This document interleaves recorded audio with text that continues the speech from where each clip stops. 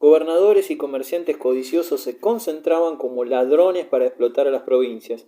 Los evangelios nos señalan con el nombre de publicanos a los cobradores de impuestos y a los empresarios de obras públicas. La palabra publicano deriva del vocablo publicum, tomada en sentido de monopolio estatal.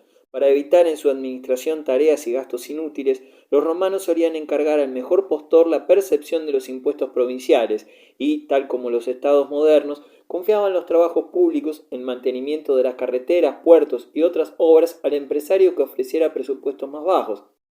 Los publicanos pagaban al Estado una determinada suma alzada por el derecho de percibir los impuestos en una provincia. Con ello tenían las manos libres, no solo para recuperar el capital invertido, sino también para reunir copiosos beneficios. Plutarco los compara a las arpías que arrancaban hasta la carne de los habitantes del país. Los desgraciados provincianos solo podían esperar que los publicanos mantuviesen sus beneficios en límites razonables cuando el gobernador romano o el mayor funcionario local ejercía una severa inspección sobre las actividades de los asentadores, pero demasiado sabemos cuán poderosos eran los capitalistas de Roma. Al dejar Asia, Sila había impuesto a esta provincia un tributo extraordinario de 78 millones de sextercios. Los capitalistas romanos se apresuraron a presentar esta suma al Estado por el arriendo de impuestos en dicha provincia. En 10 años, con el interés compuesto que cobraban los tributantes morosos, los arrendatarios sextuplicaron el capital, arruinando a toda la provincia y promoviendo un verdadero escándalo con sus procedimientos. Lúculo intervino entonces y redujo la deuda al doble del capital prestado. Ello no solo era beneficioso para la población, sino también para Roma, y Roma se lo agradeció retirándole el mando. Asuntos de este género evidenciaban que la República Romana de entonces era incapaz de gobernar a los demás pueblos. Se necesitaba una reforma radical de gobierno si quería evitarse la caída de todo el imperio. No hay lugar tan apartado donde no llegue el capricho y la opresión de Roma, dice Cicerón en su célebre informe sobre el mafioso Verres, procónsul de Sicilia durante 3 años. Este informe fue pronunciado el año 70 a.C. Cicerón se querelló contra Verres en nombre de casi toda la población siciliana. El discurso nos muestra hasta qué punto podía llegar el abuso de poder de un gobernador romano cuando se ponía de acuerdo con publicanos y usureros. Verres ofreció la percepción de impuestos en los distritos más lucrativos a amigos y favoritos, a condición desde luego de participar en los beneficios.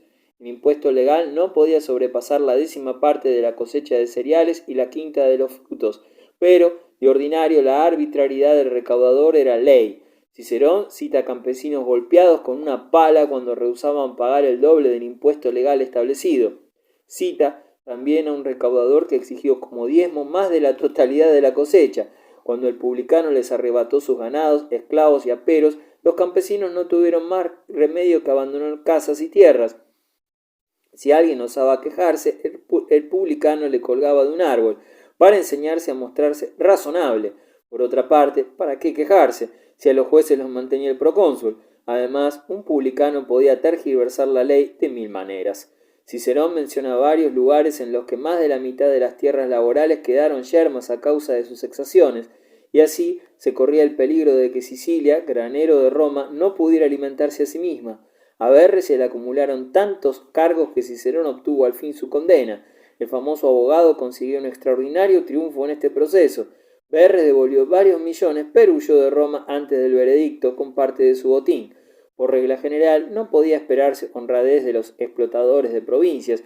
En las raras ocasiones en que no sobornaban directamente al tribunal, la justicia era administrada por sus amigos. Las reformas de César. Roma tenía necesidad de una mano dura para frenar el pillaje sistemático en las provincias y contener las arbitrariedades de los optimates. Una de las tareas principales de César fue eliminar parásitos de toda clase. Paralizó las exacciones de los publicanos provinciales, estableciendo un cuerpo fiscal permanente, y dio ocasión a los oprimidos de obtener al fin justicia, reservándose la suprema jurisdicción. La justicia fue desligada del partidismo político y de las turbulencias callejeras. Cumplió en persona las funciones de juez supremo, no solamente en los procesos políticos, sino también en causas menores. Limitó los repartos de trigo y reorganizó la asistencia a los pobres. El número de personas que vivían a expensas del Estado disminuyó de 320.000 a 150.000. La política exterior de César no tendía a favorecer a una sola clase social. o una región del imperio, sino que buscaba la prosperidad del conjunto y en todas sus partes. Su reforma de las estructuras políticas causó detrimento, por así decir, a un centenar de familias optimates, pero mejoró la situación de 80 millones de hombres. César intentó también hacer viable el magno proyecto que los gracos no habían podido realizar por falta de ejército, infundir nueva vida a la clase campesina romana. Cayo Graco había planeado ya la colonización del territorio recién arrasado de Cartago, pero los optimates disponían de eficaz propaganda para oponerse al proyecto de revalorización de esas tierras. Los sacerdotes las habían maldecido para siempre. Donde Graco había fracasado, comenzó César con éxito y acabó Augusto. Miles de colonos en el devastado país fueron asentados. Pronto floreció una Cartago romana, sobre las ruinas de la Cartago fenicia. Con el tiempo la ciudad adquirió mayor importancia y fue puerto exportador de uno de los principales graneros romanos de trigo. César continuó con energía la obra modernizadora emprendida por Sila, que quiso hacer de Roma una ciudad helenística. Después de la Segunda Guerra Púnica, las obras de arte griego confiscadas se acumularon en la ciudad, que iba a convertirse en capital del mundo. Tras la toma de Siracusa por Marcelo, en 212 a.C., se embarcó para Roma un tesoro inmenso de bronces y mármoles, ornamento de las ciudades griegas conquistadas. Los círculos elegantes de Roma se apasionaron por las obras de arte griego y desde entonces los romanos las adquirieron a porfía, sin preocuparse de su autenticidad. Las copias bastaban. Ello dio origen en Grecia a una verdadera industria que copiaba las más célebres obras maestras para exportarlas a Roma. Roma no hubiera podido producir un Sócrates ni un Fidias o un Praxísteles, pero este pueblo de conquistadores empezó a apreciar el trabajo de los artistas y aquella cultura superior y más antigua, por citar a Horacio. La Hélade sometida venció a su rudo vencedor y ofrendó a Lacio incluso las obras maestras de su arte. Los romanos adquirieron un nuevo gusto ornamental, prestaron atención al decorado de los edificios, comenzaron a mirar la ciudad de otro modo. César prosiguió la obra urbana de Sila, embelleciendo el viejo foro y creando un contorno más digno de él. Otro hecho nos recuerda el celo reformador de Julio César, la reforma del calendario, realizada con ayuda de un astrónomo alejandrino. Desde tiempo remoto los romanos contaban por años lunares y para su correspondencia con los años solares añadían días a capricho. El tiempo de César, el día de Año Nuevo caía en octubre y la siega en primavera. Para reajustar las estaciones hubo que alargar hasta 455 días el año 45 a.C. César fijó el año calendario en 365 días, añadiendo uno más cada 4 años. Desde entonces el mes de nacimiento de César fue llamado Julius, Julio, en su honor. Del propio modo, el mes siguiente llevaría luego el nombre del emperador Augusto, agosto. Con el tiempo el calendario juliano resultó inexacto y el Papa Gregorio XIII lo reformó en 1582, suprimió los años bisiestos centenarios excepto aquellos que fueran divisibles por 400. Así los años 1600 y 2000 son bisiestos, pero no los años 1700 y 1900. César empezó a transformar la república aristocrática en un estado armonioso, lo que constituye su mayor gloria, más valiosa que la adquirida en los campos de batalla. Sus éxitos militares, pues, deben mirarse como parte integrante de tan encomiable obra, puesto que sin ellos no hubiera podido canalizarla. César comparte con Alejandro el honor de haber procurado humanizar a los gobernantes. Como general supo ser clemente con los vencidos. Como dictador, su régimen fue una bendición para innumerables oprimidos. César se propuso también hacer del Estado romano un imperio homogéneo. Quería erigir para la cultura grecorromana un hogar digno de ella, pero la vida de un hombre es demasiado corta para realizar tantos proyectos que requerían siglos. César solo asentó los cimientos. En su tiempo Roma se asemejó a la Atena de Pericles. Carácter de Julio César. César había conquistado el poder por la fuerza de las armas, pero no tenía intención de apoyarse siempre en el ejército. Pretendía crear un estado en que el poder militar estuviera subordinado a la autoridad civil. Precisamente por eso, al acabar la guerra, envió a sus hogares a los legionarios victoriosos.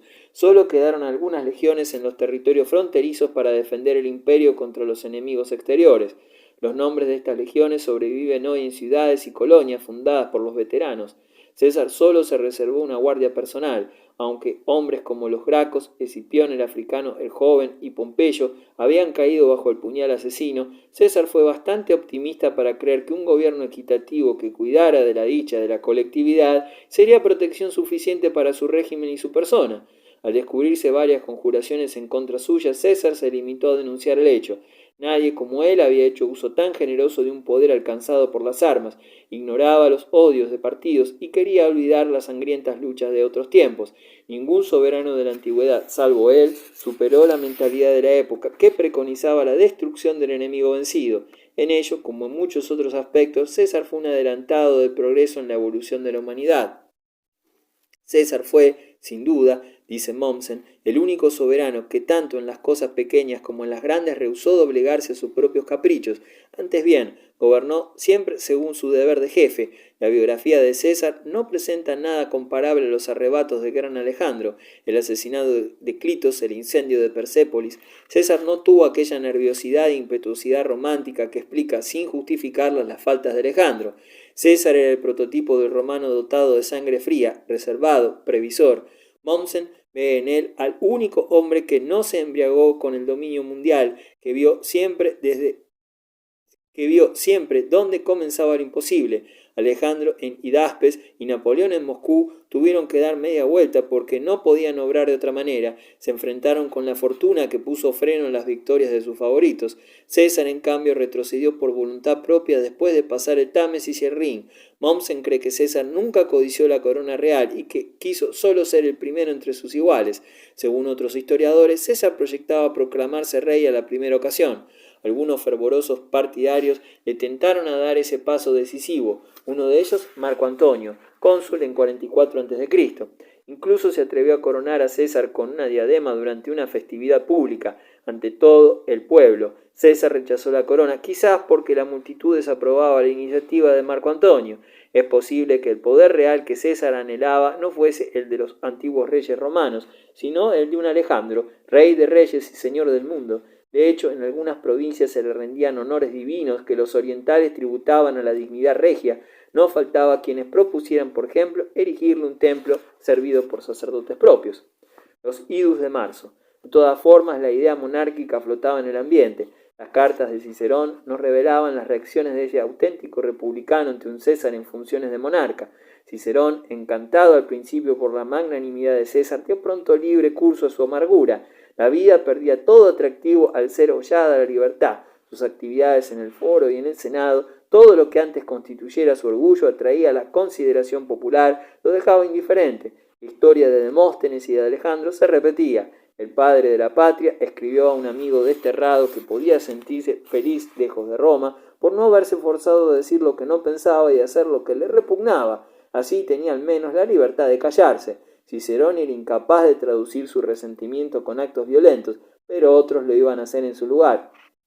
La amargura aumentó más aún cuando la bella reina de Egipto fue a Roma y estableció su corte en una de las quintas de César. Después el dictador reconoció oficialmente al hijo de Cleopatra. Murmuróse entonces que César quería casarse con la reina, que trataba de arrastrarle a Egipto. Allí sería proclamado rey y haría de Alejandría la capital del Imperio Romano. Roma sería una capital alternativa. Muchas cabezas alocadas planearon la muerte del tirano. Unos 60 hombres se conjuraron contra César, entre ellos algunos antiguos amigos. No lo empujaban al homicidio, el odio personal. Oraban así por ideal político. El alma de la conjuración era Casio, hombre recoroso. También Junio Bruto, joven que se vanagloriaba de tener por antepasado al Junio Bruto que liberara a Roma de su primer tirano, Tarquino. Su patriotismo exacerbado se explica en parte por su matrimonio con Porcia, hija de Catón de Útica, tan empedernida republicana como su difunto padre. Bruto era un hombre rudo, insensible, acreedor, despiadado y usurero sin entrañas que exigía intereses del 48%. De esta manera trataba a los provincianos. Un romano podía permitírselo todo respecto a estos miembros de clase inferior. Cuando Bruto, en su estrechez de espíritu, acogía una idea, parecía obseso.